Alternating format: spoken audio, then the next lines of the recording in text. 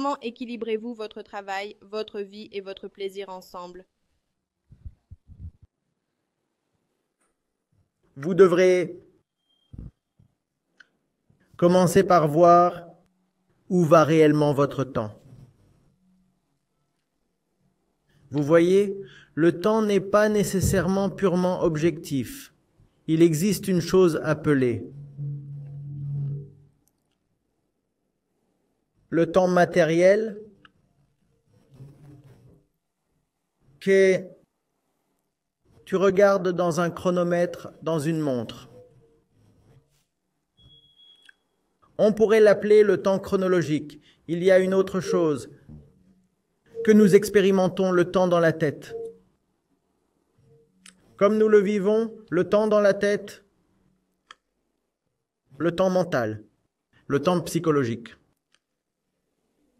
Le temps psychologique ne se déroule pas de la même manière que le temps matériel.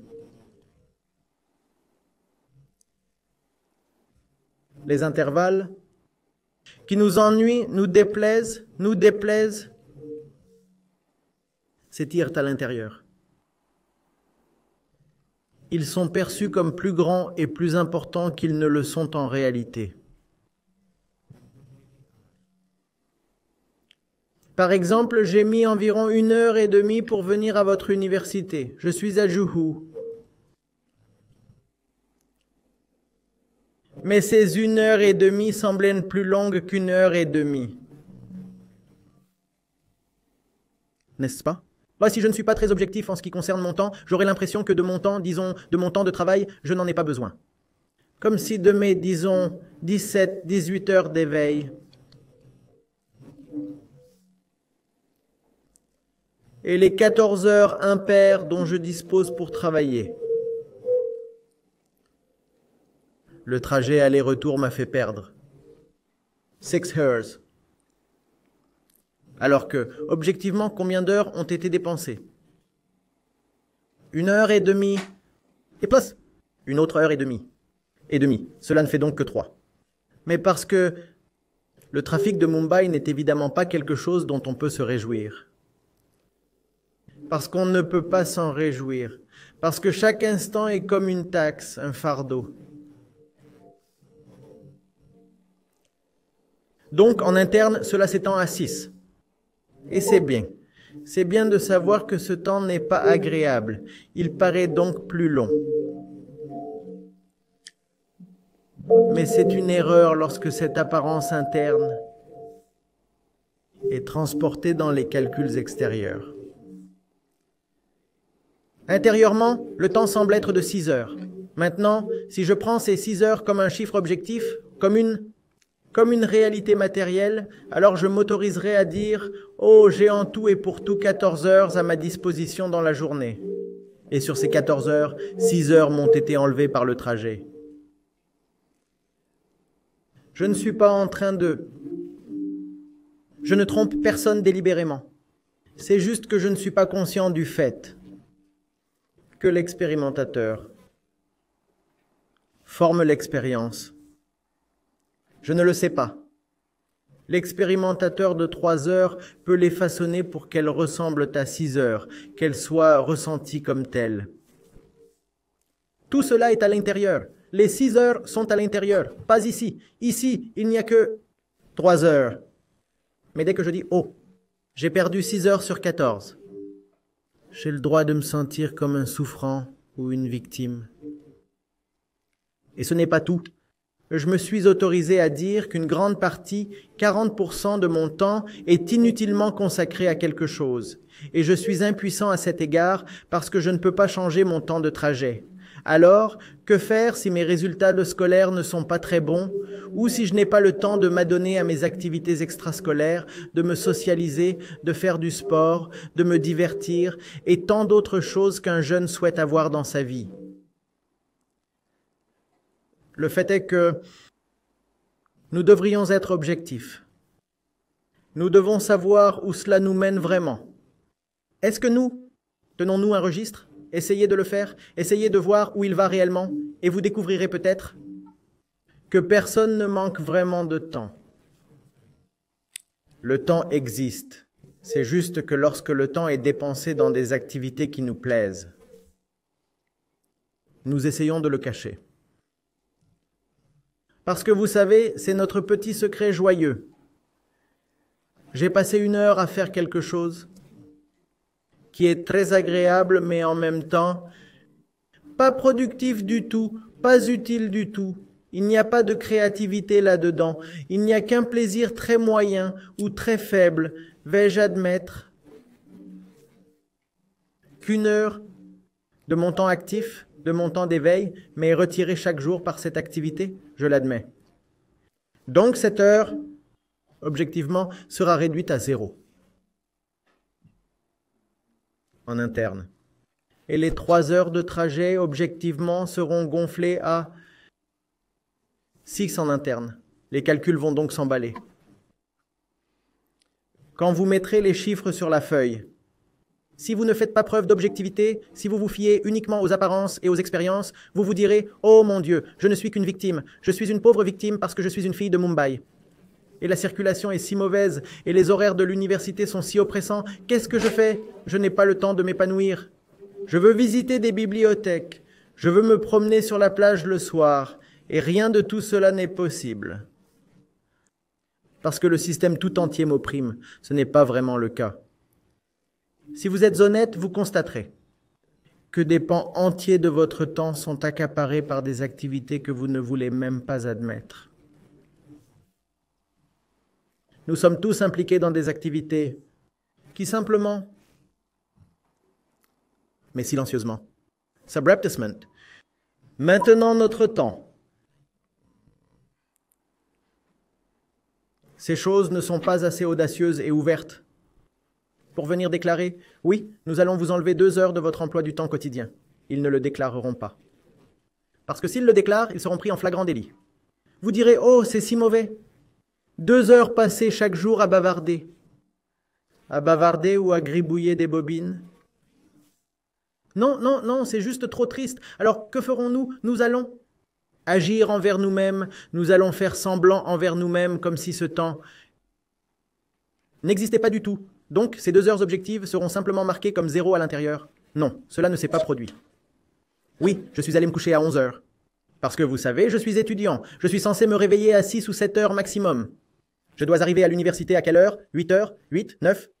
8. Je suis donc censé me réveiller à 5h30. Je peux donc quitter la maison à 6h15 et être ici à temps. Et comment je me sentais pendant le trajet? Somnolent. Sans énergie, épuisé et prêt à tomber. Le voisin essayait d'être extra prudent. À tout moment, quelque chose peut me tomber dessus. Pourquoi tout cela se produisait-il? Parce que... Tu as vraiment dormi à 23 heures? Non.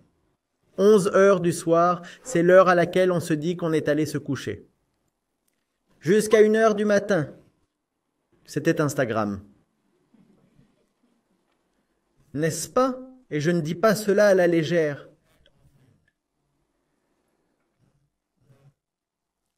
Les statistiques d'utilisation des médias sociaux chez les jeunes mettant clairement en évidence cet aspect. Les jeunes sont les plus actifs sur les médias sociaux. 2 heures avant et 2 heures après minuit. De 22 heures à 2 heures du matin. C'est à ce moment-là que les jeunes sur les médias sociaux. Pourquoi ne pas parler de ce trafic? Il y a beaucoup de trafic à cet endroit. Pourquoi n'en parlons-nous pas? Vous savez ce qui s'est passé? À l'époque, vous étiez à l'école et vous n'aviez pas de téléphone à votre disposition. Lorsque les données ont commencé à être disponibles, je parle d'une situation qui remonte à une dizaine d'années. Il y a 10 ans ou quelque chose comme ça. Ces entreprises ont proposé des plans. Ce n'est pas que les données ont commencé à être disponibles en 2012. C'était il y a 20 ans. Mais je parle des plans en particulier. Elles ont élaboré des plans qui rendaient les données moins chères entre 21 heures et 3 heures du matin. Et cela a fonctionné pour eux. Ils ont également réduit les tarifs des appels. Aujourd'hui, les données sont moins chères et les appels sont moins chers. Et que font tous les jeunes? Et je ne pense pas vraiment que toutes ces données soient consommées pour le développement personnel et à l'illumination intérieure. Comment puis-je dire cela? Quand je regarde les pages, les profils, les canaux, toutes ces choses, les poignées, sur les médias sociaux et que je vois ceux qui ont le plus de followers, de likes, de retweets, de commentaires, qu'est-ce que je trouve?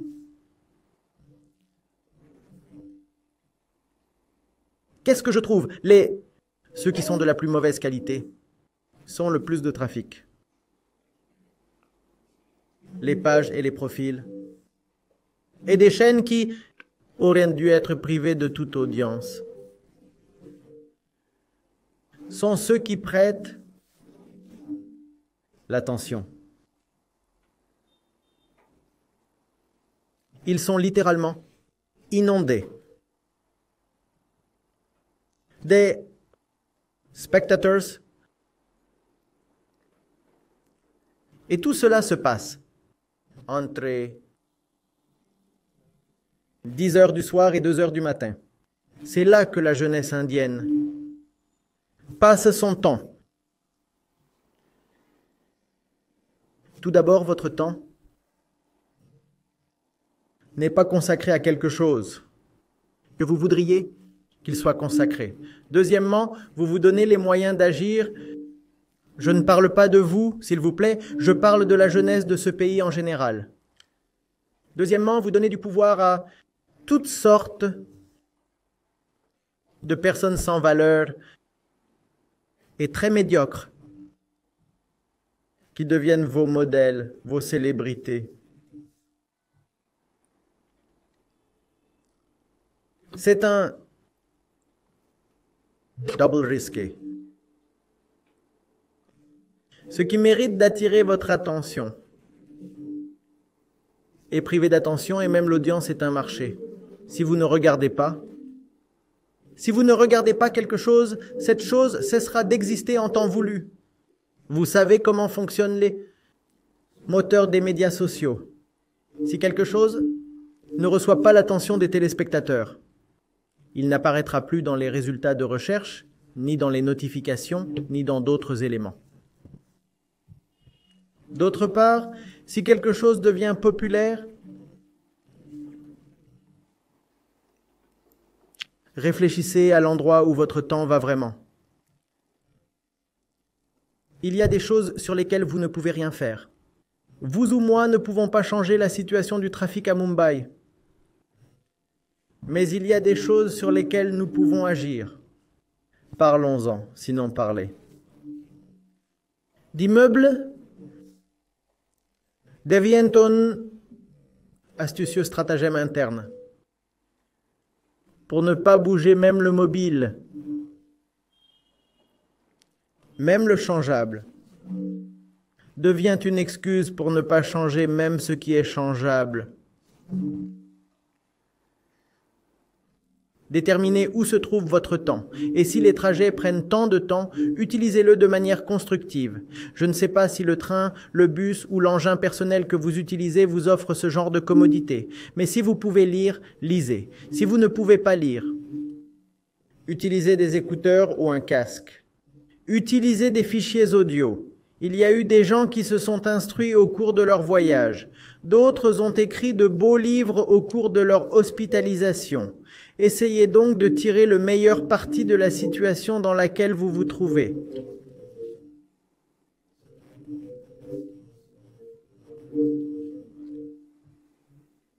Je ne sais pas si cela vous satisfait, mais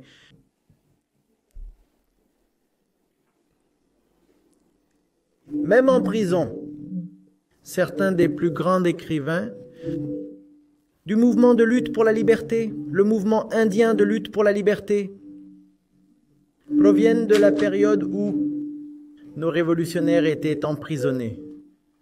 Et vous savez ce qu'ils ont dit? Ils ont dit que c'est vraiment le seul moment où nous sommes libres d'écrire. Alors merci. Maintenant que nous sommes incarcérés ici, il n'y a rien d'autre à faire. Donc nous allons écrire. Et ils ont écrit des volumes prolifiques. Essayez d'en tirer le meilleur parti.